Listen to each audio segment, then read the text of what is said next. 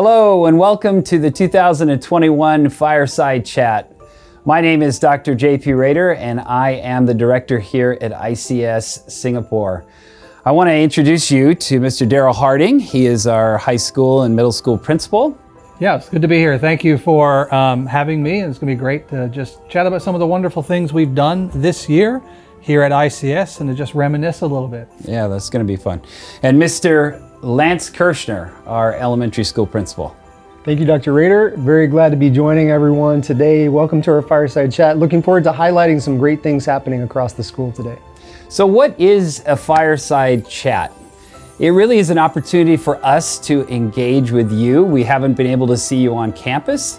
So we just want to take a few minutes and have an opportunity to share some highlights that we've had this past semester and look ahead to the future. It's been such an exciting year, and we want to share a few things with you.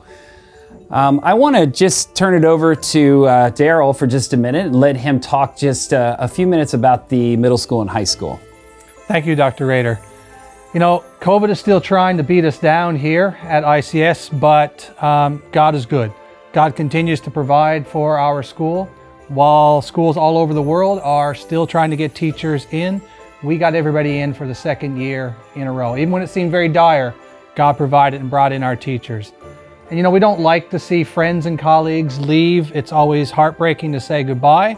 But this time we brought in some exceptionally experienced international educators who are adding to the community, not just in the classroom with exceptional teaching and learning practices, but just really adding to the community as well. StudCo, different clubs and activities, sports, and so forth. But there's one I wanted to really highlight, and that's the addition of the social and emotional counselor that we added. This is a new role, and it was a role that we added because we saw a need. And we've talked a lot about how Ms. Jung feels that need, but I think what's unseen in many respects is how her position has opened up opportunities for other people. Dr. Helen Rader is now able to focus more on the elementary school. She's able to do her job there, you know, at 100% rather than splitting it like she had to last year. Mr. Eric Lau is able to focus entirely on the academics. You know, and we've seen some successes there. We've seen success with our MAP scores, where, you know, we just recently started testing science, and 3/4 of our middle school are in the 80th percentile, which is just fantastic. We've had 3 students score in the 99th percentile on the recent SAT. You know, and another thing that he's been able to do is bring in competitions, putting more focus on the external competitions for our school. The ACSI STEM competition, and then most recently the Global Youth Summit, which I believe, Lance, some of your students were involved in as well. Yeah, that's right. The Global Youth Leadership Summit was really a fantastic and positive experience for our elementary students. We had 4 students that participated, and what's really amazing about that is that out of all of Asia, only 50 students were selected to participate, and 4 of them were elementary students, and they represented ICS extremely well. So we're really happy about the young leaders that we're developing in elementary school, moving on into middle school and high school, and excited to see what comes next for these guys. Also, you mentioned MAP scores. I'd like to highlight as well some really great success that we had with MAP in our most recent testing.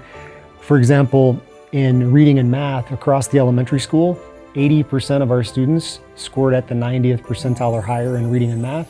And we recently took science. This was the first year for us to take science in the MAP test. And 2/3 of our elementary students scored at the 90th percentile or higher. And the vast majority of the other ones scored in the high average percentile as well. So we're very proud of that. But you know, it's not all about academics. You mentioned, for example, that having Ms. Jung come on board really freed up Dr. Helen Rader, our elementary school counselor. So she has really done some amazing things so far this year. She's been able to get into classrooms every single week to do guidance lesson and really build the character and the socialization skills of our students. She's also started friendship groups called Circle of Friends for our elementary students, and really helping them to stay connected in this time of disconnectedness with COVID, really help our young students feel connected to one another and building that sense of community. Also, our service learning is really taking off. One of the things we started this year was Little Nightlights, which is our young service leaders club that meets after school, and they've already put together some great events. They're planning ahead for SEW happening next semester, really giving them the opportunity to shine and to build their leadership skills. So we're really excited about these things that have been happening in elementary school. Something else that's happening school-wide has been strategic planning. So Dr. Rader, what are some things that you'd like to share about the strategic planning process and how that's unfolding this year? Thanks, Lance. The strategic planning initiative this year has been really an exciting thing. We have actually put together a new vision statement, and it reads like this: our authentic international educational community will serve as a gateway to purpose, empowering and equipping global learners to lead positive change. We've developed with our strategic planning 8 strategic focus points, and out of those focus points, we have developed 19 objectives. And we have formed committees that have been working on these objectives. And I just want to share a couple of things with all of you about some of the things that we've been working on. One of the key things we've looked at is the core of our school, which is teaching and learning. Within teaching and learning, we've really been looking at what is quality pedagogy. I think both of you would agree that that's a huge piece of what we're doing in our classrooms.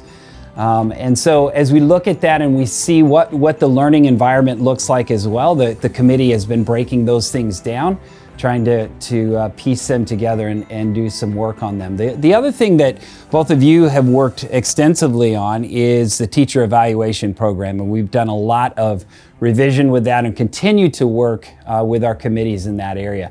Another area is his mission, which focuses on our purpose here as we follow Jesus Christ and try to promote Jesus here in Singapore and at our school. And one of the ways that we do that is through our program that involves service learning. We're trying to streamline what we do K4 to grade 12. I know that both of you also are highly involved in that process as well.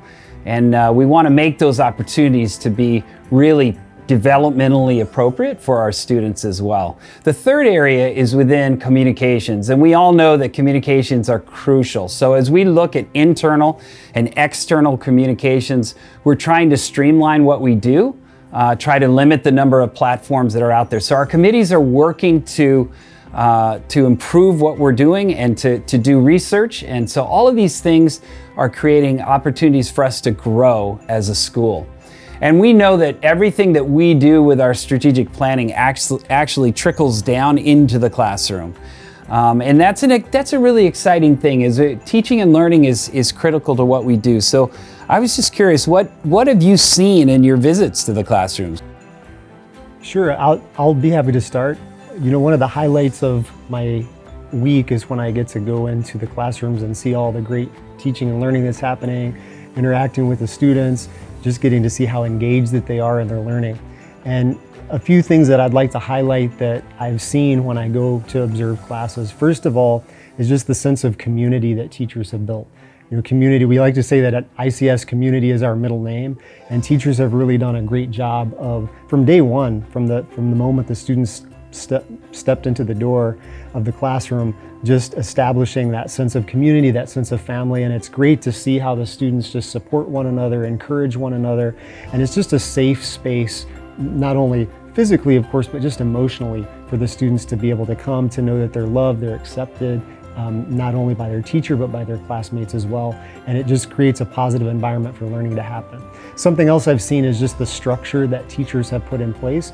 Teachers are very creative and lively and engaging, but with the wealth of experience that we have with our teachers, there's just a great sense of structure, and the students are able to learn in an environment that is fun and lively and engaging, but at the same time that's just very well structured, very well efficient, and teachers have just managed that learning space very, very well, which has then allowed for something else that I've seen, and that's the differentiation of instruction for students.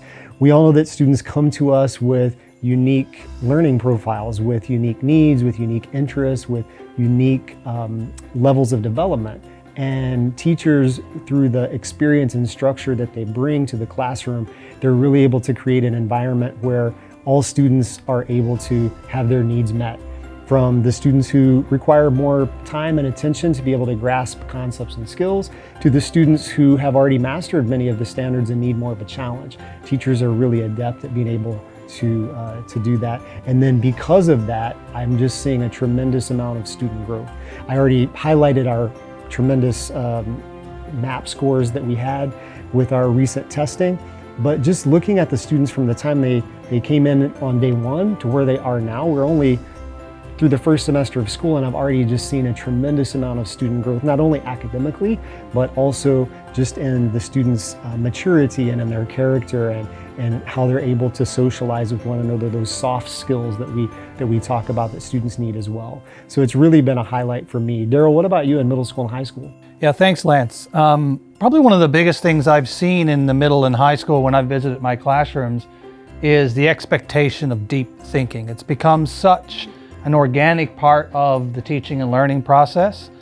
You know, that wasn't the case when we were in the classroom, or I think even when we transitioned into leadership. It was more about, the teacher really telling the students what they should know and what they should do when the assessment comes up. And that's simply not the case, anymore. But it's good to get to see the students and teachers interact, because it's, as you mentioned, it's not all about, the academics. It really is here at ICS, a place where you get a sense of the love and the care that our students and teachers share. It's not just one way, it's a shared love and care. It's really, really well balanced.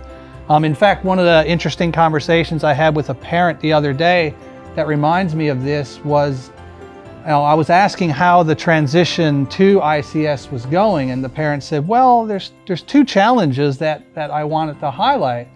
And I first thought, oh, well, where's this going to go? But the parent says, well, one, the expectation of deep thinking, that the answer is just not good enough at ICS, that there's the expectation that you articulate why you came to the answer. And they thought, wow, that I wasn't expecting that to be the case here. And then the other one really stood out to me was the genuine willingness and care that the staff have for everybody on campus, especially the students. And the parents said that they never experienced that sort of thing outside of ICS. And it was almost like it took some time for the student to get used to that sort of care, the trust of being able to open up to a teacher and to say, well, I'm struggling and here's how I'm struggling. Can you help me? I just found it really interesting, but also encouraging is, how our teachers are so naturally able to genuinely care about our students while giving them a rigorous academic program. This conversation could have gone a lot of different ways, but I was really pleased that this was the highlight that the parents had seen from us. And, we're able to balance everything we do here and meet the expectations for our kids. That is really phenomenal. Thank you, Darryl, for that. We are so thankful for this first semester. It's just been an incredible semester. It's been amazing really to see how the students and teachers have all been able to push through some really difficult times. And as we think about the joy of being able to teach these kids and face these challenges together, it made me think of a conversation I had not too long ago with one of the teacher candidates that we've been interviewing. And I asked him about his children, and he said, well, my son is named Emmanuel, God with us.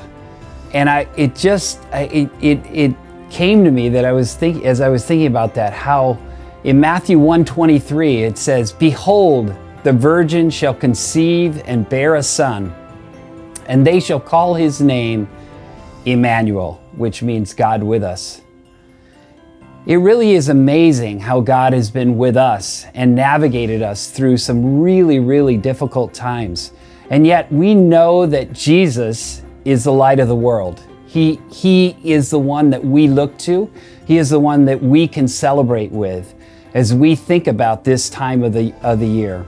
And we're so thankful that our hope is in Him. Thank you for joining us today, and we wish you a blessed Christmas break.